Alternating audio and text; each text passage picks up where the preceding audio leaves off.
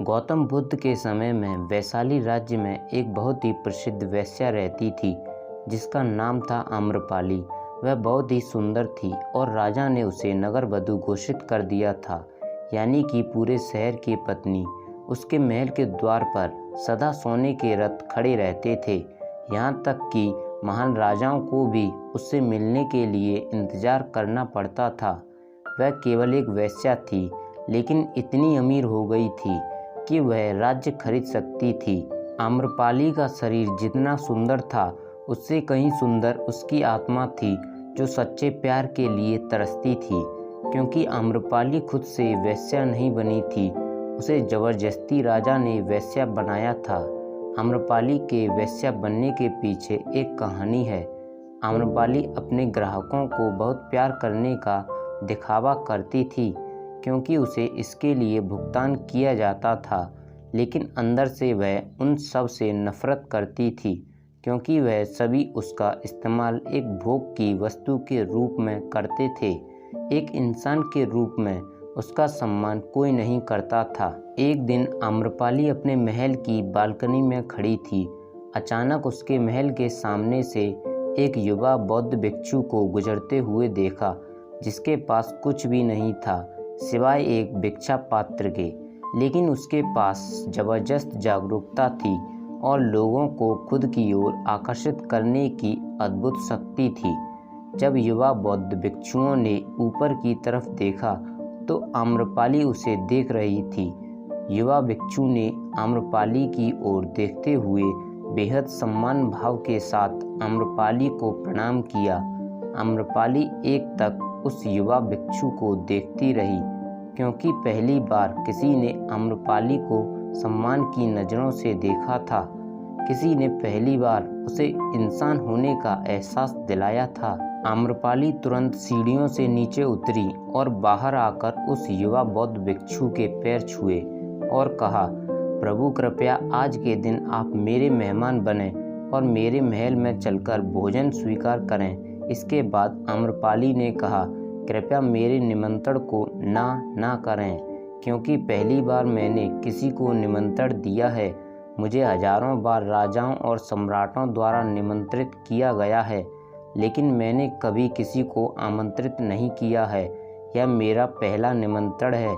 युवा भिक्षु ने सम्मानपूर्वक आम्रपाली का निमंत्रण स्वीकार करते हुए भोजन ग्रहण किया। भोजन देने के बाद आम्रपाली ने कहा, प्रभु आज से 3 दिनों के बाद बारिश का मौसम शुरू होने वाला है, जो कि 4 महीनों तक रहेगा, और मैं आपको अपने घर में 4 महीने रहने के लिए आमंत्रित करती हूँ। आने वाले 4 महीनों के लिए यह महल आपका आश्रय होगा। मैं आपको पूर्ण रूप से आश्वस्त करती हूँ कि मैं किसी भी प्रकार से आपके ध्यान में बाधा नहीं बनूंगी, बल्कि जितना मुझसे हो सकेगा आपके ध्यान की सुविधाओं को सुगम बनाने का प्रयास करूंगी। युवा बौद्ध भिक्षु ने कहा कि माफ़ कीजिएगा देवी, लेकिन इस विषय में मैं स्वयं निर्णय नहीं ले सकता। मैं आपके प्रस्ताव के विषय में बुद्ध से पूछ लूँगा। अगर वह मुझे अनुमति देंगे तो मैं आपके महल में आश्रय अवश्य स्वीकार कर लूँगा। इतना कहकर वह बौद्ध भिक्षु वहाँ से चला गया। इससे पहले कि वह भिक्षु बौद्ध के पास पहुँचता और आम्रपाली के प्रस्ताव के बारे में कुछ बताता, उससे पहले वहाँ पर मौजूद अन्य भिक्षु बुद्ध के पास पहुँच गए और बुद्ध से कहा, आप उस युवा भिक्षु को रोकिएगा। आम्रपाली ने उसे 4 महीने रहने के लिए अपने घर पर बुलाया है। आम्रपाली एक वेश्या है और एक भिक्षु एक वेश्या के घर में 4 महीने रहे, यह सही नहीं है।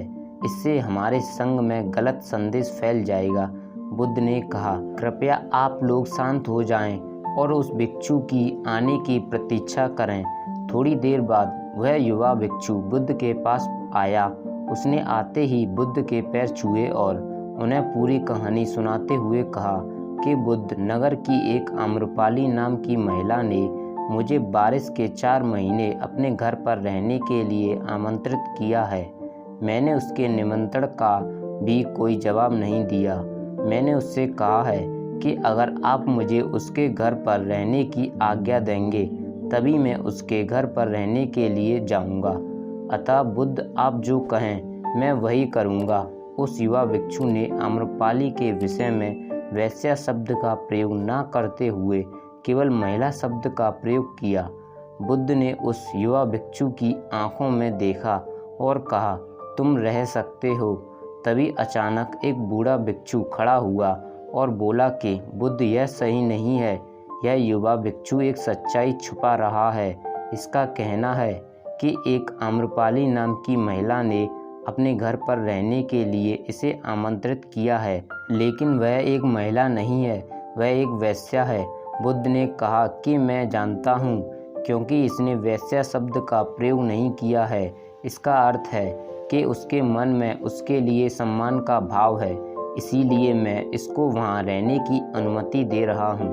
वहाँ मौजूद हजारों भिक्षुओं को विश्वास नहीं हो रहा था कि बुद्ध ने एक युवा भिक्षु को एक वेश्या के घर में रहने की अनुमति दे दी है। अगले 3 दिनों के बाद युवा भिक्षु आम्रपाली के घर रहने के लिए चला गया। उसके जाते ही वहाँ पर उपस्थित अन्य भिक्षु उसके विषय में तरह तरह की बातें बनाने लगे। बुद्ध ने सभी को शांत करते हुए कहा, मुझे उस पर विश्वास है।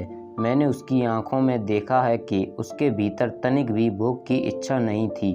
अगर उस भिक्षु का ध्यान गहरा है तो वह आम्रपाली के हृदय को परिवर्तित कर देगा, और अगर भिक्षु का ध्यान गहरा नहीं है तो आम्रपाली अपने शारीरिक आकर्षण से भिक्षु को परिवर्तित कर देगी। यह एक प्रश्न है ध्यान और शारीरिक आकर्षण का, जिसका उत्तर हमें 4 महीने के बाद मिलेगा।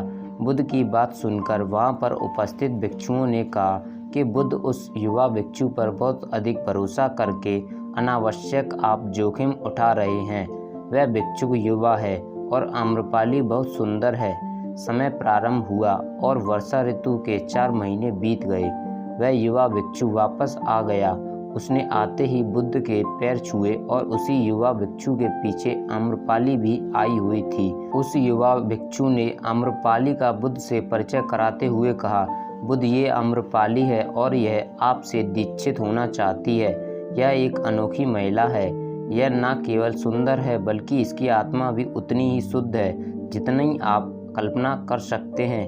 आम्रपाली ने बुद्ध के पैर छुए और कहा, मैं पहली बार देखने भर से इस युवा भिक्षु से प्रेम करने लगी थी, इसलिए मैंने अपने सौंदर्य से कई बार इसे आकर्षित करने का प्रयास किया, लेकिन मैं पूर्ण रूप से असफल रही।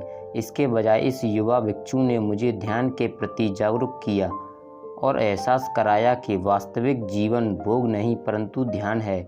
इसीलिए बुद्ध, मैं अपनी सारी संपत्ति आपके शिष्यों को दान में देना चाहती हूँ और शेष जीवन ध्यान में बिताना चाहती हूँ। इसके बाद आम्रपाली बुद्ध के शिष्यों में पहली महिला हुई जिन्हें आत्मज्ञान की प्राप्ति हुई। बुद्ध ने अपने पंथ के सभी शिक्षकों से कहा है, यदि तुम वेश्याओं की संगति से डरते हो तो उस डर का उस वेश्या से कोई लेना देना नहीं है, बल्कि वह डर तुम्हारे बेसुध मन की उपज है, क्योंकि तुमने अपनी कामुकता को दबा दिया है और काम ऊर्जा को दबाया नहीं जा सकता, इसको केवल रूपांतरित किया जा सकता है। दोस्तों, हम सभी अपनी काम वासना को खत्म करने के लिए उसका दमन करना चाहते हैं, उसको दबाना चाहते हैं, लेकिन काम वासना एक ऊर्जा होती है, एक एनर्जी का सोर्स होता है।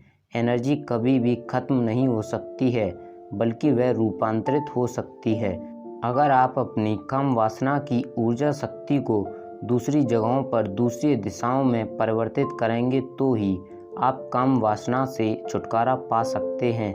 लेकिन याद रहे, काम वासना से छुटकारा पाने के बारे में हमें सोचना भी नहीं है, हमें बस अपनी ऊर्जा को परिवर्तित करना है। वो ऊर्जा हम कहाँ पे लगाएंगे?